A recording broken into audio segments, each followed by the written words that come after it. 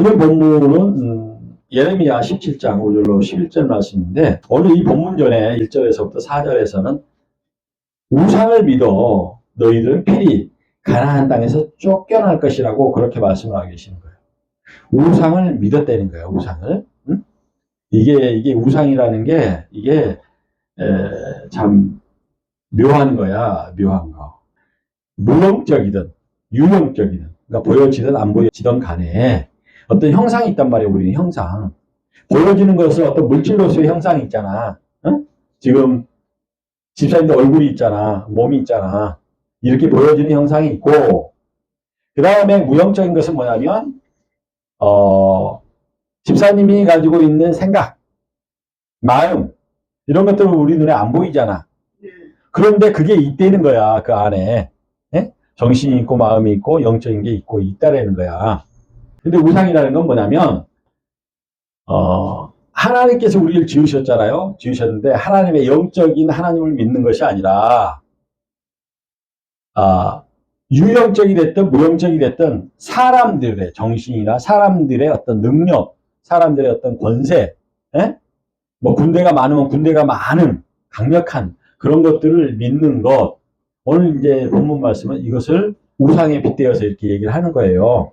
응? 지금 우리도 그래요. 마음속에 우상을 숨겨놓고 있어요. 마음속에 있는 우상이 뭔지 알아요? 마음속에 있는 우상이 뭐냐면 예전에 어떤 그 생겨진 어떤 그 트라우마나 어떤 그런 경험들, 이런 것들이 이렇게 있는 거야. 그러니까 전이와 역전이가 있거든요. 전이와 역전이가 있어. 좀 어려운 얘기인데, 그걸 풀어보면 뭐냐면, 전이는 다른 사람에게 받은 감정을, 미움의 감정이나 이런 것들을, 이제 내가 이제 상처를 받았잖아. 자기의 감정을 상담자의 감정에다 집어넣는 거야. 이렇게. 던져넣는 거야. 자기의 아픈 감정을 상담자한테 전이시키면서 말하면 상담자는 공감을 하는데, 이제 문제는 뭐냐면 그 상담자가, 내담자가 얘기한 얘기가 옛날에 내가 경험했던 것, 안 좋게 부정적으로 경험했던 것, 이 경험했던 것들이 생각이 나가지고 그것을 다시 내담자한테 던지는 거야. 수사하는 거야. 편집증이 있는 거야. 그러니까 한쪽에 치우쳐져 있는 의심을 하는 거예요. 사실 일반적인 사람들은 그 팩트 체크를 하거든요. 그게 사실인지 아닌지 팩트 체크를 해서 그 다음에 결정을 하거든요. 근데 이게 그 이제 편견적인 사람들은 어떤 사람들이냐면 딱 보니까 인상이 더러워. 그러니까 인상이 더러우면 인상이 더러운 사람은 부정적인 사람이야라고 딱 정해버리는 거야. 이게 편견적인 편집적인 것인데, 이런 것을 가지고 역전일을 하게 되면 이제 이게 굉장히 이제 무서운 게 된단 말이야. 우리도 살아가다 보면 어떤 게 있느냐면, 예전에 어떤 그런 상처와 예전에 내가 생각하는 게 있어요. 아버지의 상이나 어머니의 상. 목사님도 마찬가지거든요. 우리 어머니에 대한 느낌이 있어요. 내 안에 내재되어 있는 거야. 그런데 이렇게 내재화되어져 있는 것이, 예? 아버지는 저런 모습이 있으니까 이럴 때 무서워. 라든가, 아버지는 저럴 때 이렇게 하면 아버지는 되게 따뜻해. 긍정적이든 부정적이든 아버지에 대한 그 이미지를 어떤 사람하고 이렇게 대화를 하는 과정에서 그 아버지에 대한 이미지에 대한 감정이 그 사람을 보고 툭 튀어나오면 이게 역전이가 되는 거야. 이게 역전이. 그러니까 이게 관계 안에서 좋지 않은 거예요. 그래서 우리는 자기 실현, 우리 인간은 자기 실현을 해야 된다. 자기 실현. 나는 나라고 그랬잖아요. 나는 나야. 그래서 나는 나라는 걸 찾게 되면 그게 자기 실현인데, 자기 실현이라는 게 뭐냐면 옛날에 아버지가 경험해서 아버지에 대한 이미지는 이머지야. 이것과 지금 이 사람을 봤는데 이 사람은 우리 아버지하고 비슷해 보이네? 그렇지만 팩트 체크를 해야 되는 거야. 이미지가 그렇게 보인다고 아버지와 똑같지는 않거든. 그러니까 아버지한테 못한 것을 이 사람한테 다 투사를 해버리는 거야. 투사라는 건 뭐예요? 탓이거든요. 탓. 책임을 전가하는 거야. 책임을 전가하는 거야. 자기 감정에 있는 것을 이 사람한테 투사해서 그 감정을 풀으려고 하는 거야. 풀으려고 하는 거야. 관계 안에서 이런 역전이 일어나면 굉장히 어려운 관계가 되고, 자기도 이제 시간이 흐르다 보면 편집증적인, 편견적인 사람으로 고착되어져 갈 확률이 높아요. 그래서 우리 인간은 그렇잖아요. 과거가 없을 수 없잖아요. 내 뿌리가 없을 수 없잖아요. 있어요. 예전서부터 이렇게 쭉 이어져 왔기 때문에 있을 수밖에 없어요.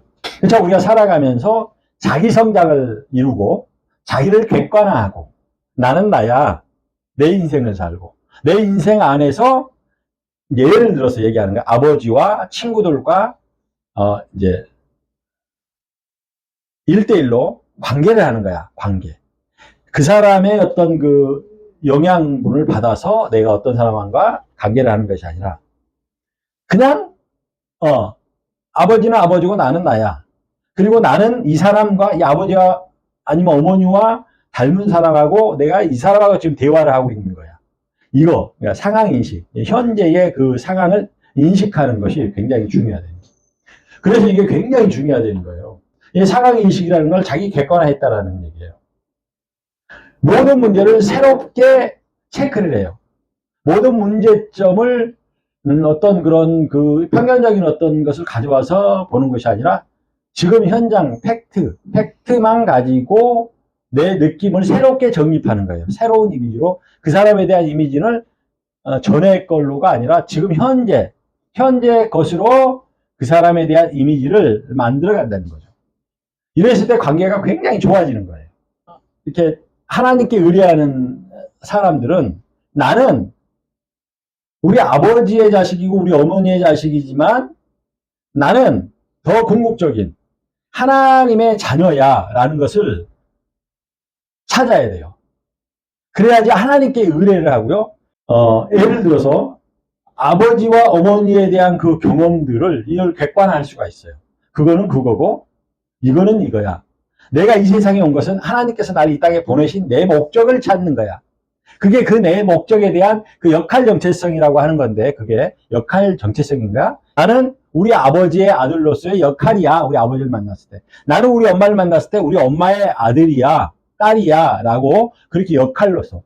그리고 내가 뭐 직장이나 친구를 만났을 때 나는 쟤의 친구야. 라고 그 역할 정체성을 분명하게 그 상황에 따라서 이것을 이렇게 정리하고 그것을 그대로 이렇게 실행할 수가 있다는 거예요. 이거 굉장히 건강한 사람. 그리고 스트레스도 안 받아요. 사실 우리 인간의 그 병리적인 어떤 그 우울증이라는 게 이런 게 왜 오는지 알아요? 잠을 못 자고 막 이렇게 불면증이 오고 우울증이 심하게 오는 것이 뭔지 아세요? 자기를 객관화하지 못했기 때문에 오는 거예요. 모든 근심 걱정과 끈이 연결되어 있어요. A라는 사람으로부터 그 온 근심은 A라는 사람과의 근심인 거고 또 B라는 사람을 만났을 때는 B라는 사람의 어떤 그런 새로운 관계를 만들어 가야 되고요. 근데 A라는 사람에게 있는 그 근심을 B라는 사람에게 근심을 같이 전개해요. 그래서 내 안에는 A라는 사람 근심이 계속 돌아가고 있는 거야. 근심. 근심 걱정. 이것이 뭐냐? 이것이 역전일을 하게 되는 동기야, 이게. 근심 걱정하는. 저쪽에서 받은 근심을 이쪽까지도 계속 이어가는 거야. 그러니까 미래에 대한 걱정이 들잖아. 이 사람을 새롭게 오늘 만나야 되는데, 그래서 이거를 객관화할 수 있는. 목사님은 항상 공간의 질서라는 말을 예전서부터 많이 하고 이러는데, 사람들은 이걸 그 의미 뜻을 잘 못 알아듣더라고요.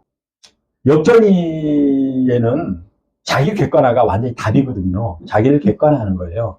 그래서 내담자의 그 어떤 그런 그 우울한 것들이 전해오거든요. 우울함이 전해오고 조증 같은 게 전해오고 나한테 담겨지는 거예요. 그러면 그 우울함에 내가 동화되어지게 되면 어떻게 되겠어요? 나도 같이 우울해지는 거야. 내담자가 화를 내잖아요. 그럼 나도 같이 화가 나는 거야. 왜? 동화되어졌으니까. 그러니까 그것을 공감하고 다 담아주긴 하지만 어떻게 해야 돼? 나는 딱 중심을 가지고 있어야 돼. 이것이 자기 객관화라는 거야. 상담의 최종 목적이 뭐냐? 그래서 자기 객관화된 작업. 그래서 이게 역할 정체성이라는 거야. 우리는 결국 역할 정체성을 찾아가기 위해서 역할 관계성을 찾음으로 인해서 우리가 회복되어질 수 있다. 그런 정신증을 앓고 있는 사람들도 역할 정체성을 이게 자기가 파편화되어진 것. 자기의 어떤 경계선이 무너져 있는, 자기 감정이 무너져 있는 것들. 우울증이라는 그렇거나 조증 우울증이 자기 안에 있는 경계선이, 이 감정의 경계선이, 감성과 이성이 무너져 버린 거야. 그래서 감정이 이성으로 오고 이성이 감정으로 오고 이렇게 막 디범벅이 돼 갖고 있는 그런 상태거든요. 이런 것들이 뭐야? 제자리를 찾아주는 거야. 분리를 먼저 시켜야 되는 거예요. 자기 객관화에 중요한 거는 분리를 먼저 시키는 거야. 분리. 오른쪽과 왼쪽의 것을 딱 분리시키고, 그 다음에 딱 분리만 시키면 어떻게 돼요? 이제 서로 만날 수가 없잖아. 그러니까 역할로서 관계를 하는 거야. 관계를 하도록 하는 거야. 그래서 역할 연계성을 하게 되면 굉장히 건강한 사람이 돼요. 굉장히 건강한 사람이 돼요. 사람은 누구나가 자기 어떤 특징을 가지고 있거든요. 부드러운 특징, 뭐 터프한 특징, 뭐한 특징, 뭐한 특징, 뭐한 특징, 뭐한 특징이 다 있어요. 근데 그 특징은요, 사람들마다 가지고 있는 개성이야. 어떤 사람은 말할 때 툭 내뱉어 그냥. 어떤 사람은요 살살 얘기를 돌려서, 예, 다 제각각의 특징들이 다 가지고. 근데 그게 뭐야? 그게 어쩔 수 없어. 자기들 나름대로 개성이거든요. 개성 가지고 있는 그 사람인 거예요. 그게. 그런 것들을 잘 활용하기 위해서는 역할적 관계성을 가지고 있어야 된다. 역할적 관계성을 찾아서 관계적인 사람이 되어줘야 된다. 이것이 굉장히 중요해요. 그래서 이제 사실 역할이라는 것은 뭐냐면 하나님께서 우리에게 주신 그 목적을 깨닫고 알고 이 목적을 통해서 역할화가 되어진 사람, 이런 사람이란 말이에요. 그래서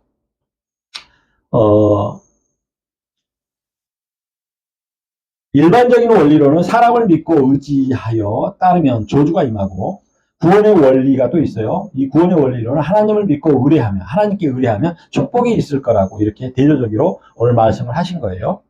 당시의 배경이 이런 배경이 있어요. 유다 왕 여호와킴이 하나님을 의뢰하지 않고 애굽의 바로 왕을 의지했던 것, 이것을 염두에 두고 오늘 이 말씀을 한 거예요. 하나님을 의지해야 되는데, 유다는 하나님을 의지하네요. 하나님의 백성들이잖아요. 하나님을 의지해야 되는 하나님을. 그런데 하나님을 의지 않고 어떻게 해서 그 당시에 애굽이라는 나라가 굉장히 강성했던 나라야. 힘이 셌던 나라야. 그래서 애굽을 의지했단 말이야. 애굽한테 살살 기고, 살살 기고, 왜? 힘이 세니까. 살려달라고 하고 말이야. 그냥 잘 보이려고 하고, 좀 도와주세요 하고, 이러면서 의지했단 말이야. 이것들을 두고 오늘 이 말씀을 하신 거야. 너희가 애굽을 그렇게 믿고, 인간적으로 믿고 따르면 저주가 임할 거야. 보이지 않는 하나님이시지만 그 하나님을 믿고 따르라는 거야. 하나님은 분명한 목적이 있다라는 거야. 너희가 역할로서의 그 일을 잘 감당하라는 거야. 그러면 뭐가 있어? 축복이 있을 거라는 얘기야. 우리 인간은요, 단지 육체로만 되어진 존재가 아니기 때문에 그래요. 실제적으로 내가 돈을 많이 벌고, 뭐, 훌륭한 사람이 되고, 이렇게 해서 막 권세를 잡고 이러잖아요. 그럼 권세 잡는 사람 편으로 쫙 줄 다 서요, 사람들은. 힘센 사람한테. 그렇잖아요. 힘센 사람한테 줄 딱 서. 그래가지고 거기서 조금이라도 뭐 이렇게 도움 받으려고. 돈 많은 사람한테 딱 서. 줄 서고 그러잖아요, 우리는. 응? 그런데 이것은요, 육체적으로만 우리 인간이 지어진 게 아니야. 우리 인간은요, 정신과 더불어서 영적으로 지어진 존재란 말이야. 육체는 한번 죽어요. 죽어야 될 것을 그렇게 추구하고 권세, 권력, 인간들이 가진 권세, 권력에 그렇게 막 목숨을 걸고 의지하고 이렇게 하지 말라는 거야. 하나님의 백성은, 하나님의 백성이라면 하나님을 의지해야 된다는 거야. 그 중간에 뭐가 있냐? 정신이 있어, 정신. 이 정신이요, 인간의 우상에 그냥 홀가닥 넘어가잖아요? 홀가닥 넘어갈 수 있어. 이 정신이요, 거룩해지잖아요. 하나님의 영적인 부분에 이렇게 갈 수가 있어요. 이게 그래서 정신 바짝 차려야 돼. 내가 누구인가, 이것은. 나는 하나님의 자녀라는 거야. 내 정체성은 하나님의 자녀라는 거야. 이것을 분명한 정신을 차려야 이게 알아요. 정신 못 차리면요, 내 앞에 보이는 게 돈이야.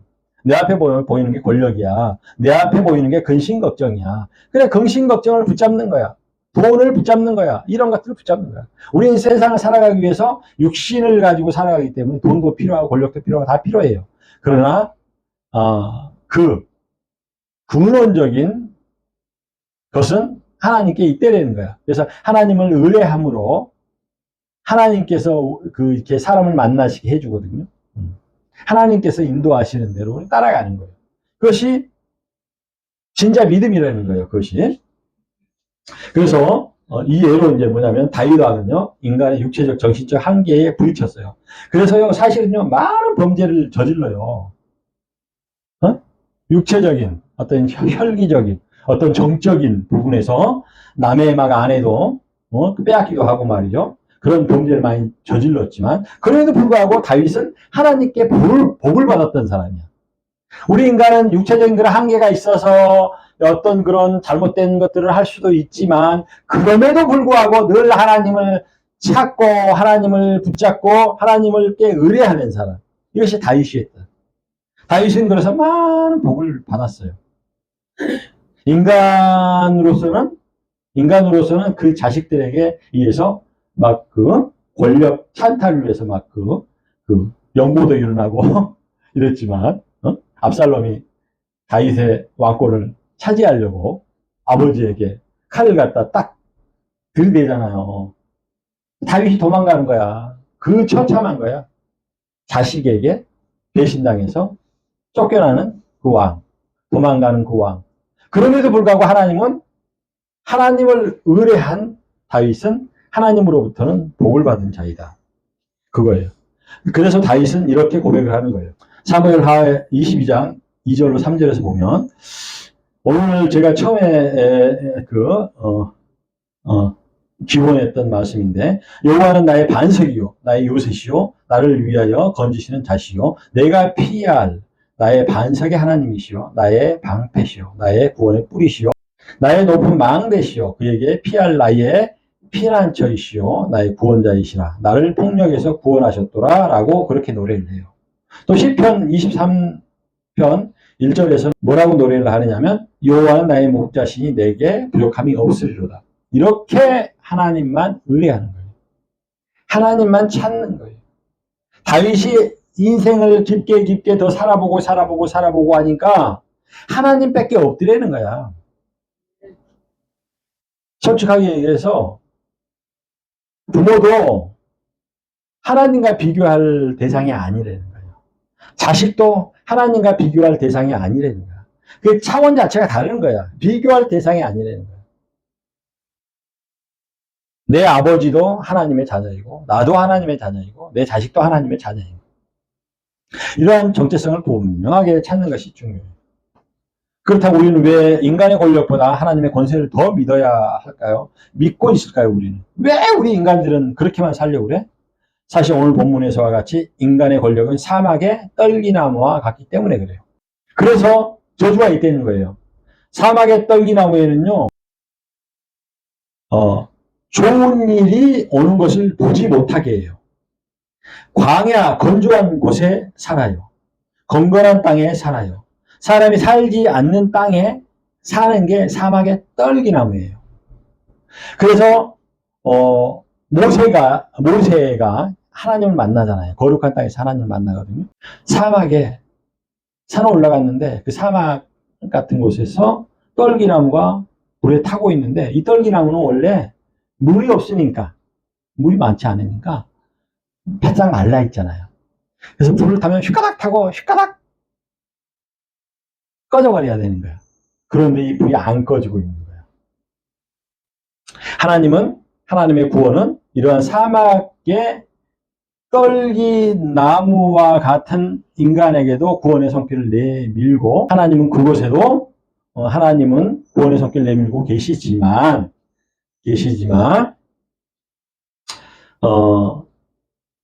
우리 인간의 입장에서는 이 사막의 떨기나무와 같은 우리의 마음은 뭐냐면 그 마음은 어떤 거냐면 부정적인 편견이 그 안에 있고요. 부정적인 선입견이 그 안에 있어서 그 편견과 선입견에 사로잡혀 있는 상태가 사막의 떨기나무가 떨기나무가 바짝 말라가지고 얼마나 까칠한지 몰라요. 까칠해요. 까칠해지는 거야. 내가 그냥 까칠해지는 거야. 그 까칠해진 이유가 뭐예요? 편견과 선입견에 사로잡혀 있는 거예요. 나는 걸 몰라요. 왜? 나는 합리적인 생각. 이게 옳고 그름의 어떤 판단이 있기 때문에 하지만 전체적인 측면 안에서 보면 이것을 아다르고 오다르다는 그런 말이 그 아라는 말이 사막의 떨기나무와 같이 바짝 마른 그런 나무와 같이 말을 한다는 거죠. 그것에 메마름에 건조하여 괴로움이 있는 그런 마음을 가지고 있어요. 마음이 괴롭다는 거예요. 마음이 괴로워요. 그리고 이 마음에 절대 그 사람을 품지 못해요. 사람을 품어낼지 못해요. 사람을 품는다는 게요. 내가 너가 필요하니까 나는 너와 결혼할 거야. 이건 품는 게 아니에요. 내가 필요하니까.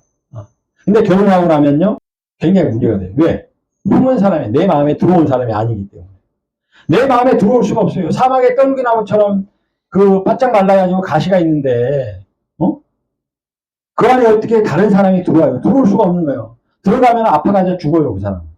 가시에 찔려가지고 죽는 거야. 그러니까 들어올 수가 없는 거야. 내 마음 안에 그 가시덤불을 싹, 이제 어디에 있는 나무로 바꿔? 시냇가에 있는 나무는요, 아무리 가물어도요, 그 뿌리가요, 물 쪽으로 향해 있어요. 시냇가 쪽으로 향해 있다고. 우리가 보이지 않는 곳에 시냇가 쪽으로 이렇게 향해 있어요. 길게 향해 있다고. 그래서 시냇가에 있는 그 양분을 계속 흡수해요. 아무리 메말라도. 그렇기 때문에 이러한 나무가 내 마음 속에 있을 때 우리는 다른 사람을 나무가 물가에 있어서 이 나무가 충분한 수분을 흡수하고 이러잖아요. 그러면은 나무가 장성해져요. 그 가지도 많아지고 잎사귀도 많아져요.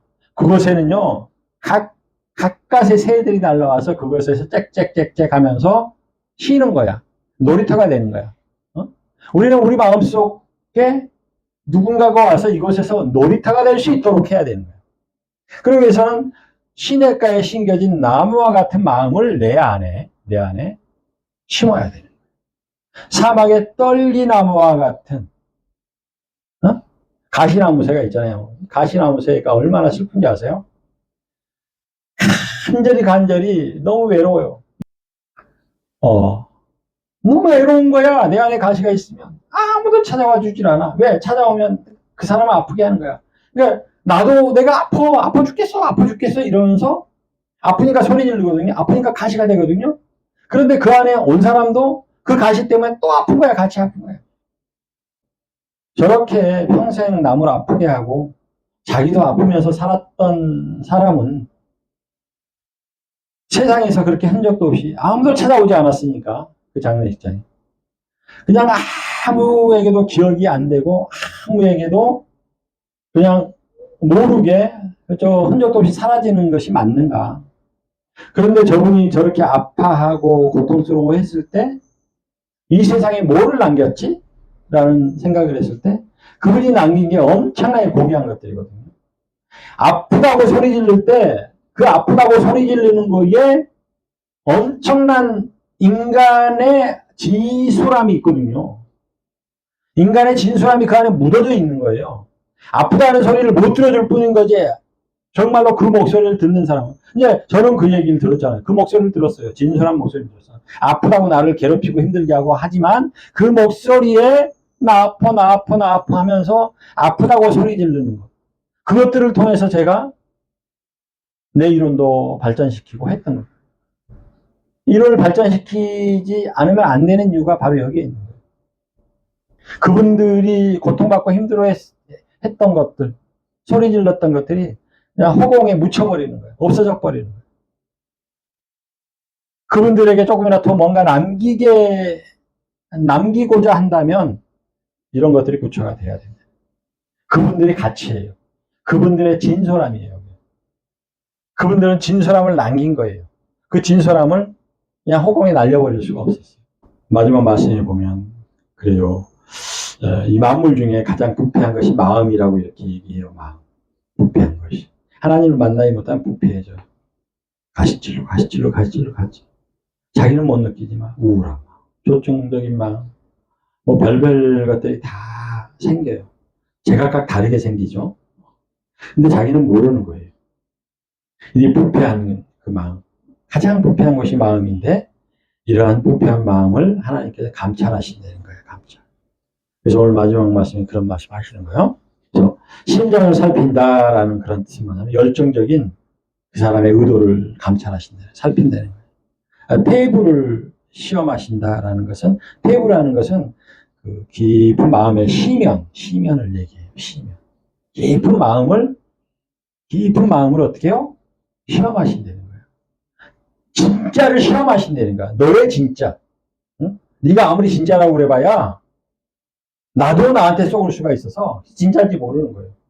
그렇지만 하나님은 아시는데 이 하나님이 그것을 알기 위해서 너의 깊은 시면을 시험하시겠다는 거예요. 시험하시겠다는 거예요.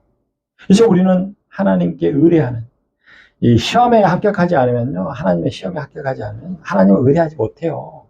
조금만 마음 흔들려가지고 사람을 의지하게 돼요. 그래서 하나님은 시험하시겠다. 오늘 말씀을 잘 기억하시고 한 주간도 기쁨과 감사 안에, 그리고 어떠한 말을 하거나 이럴 때 한 템포 늦죠. 그 다음을 생각하고 또 그 다음도 생각하고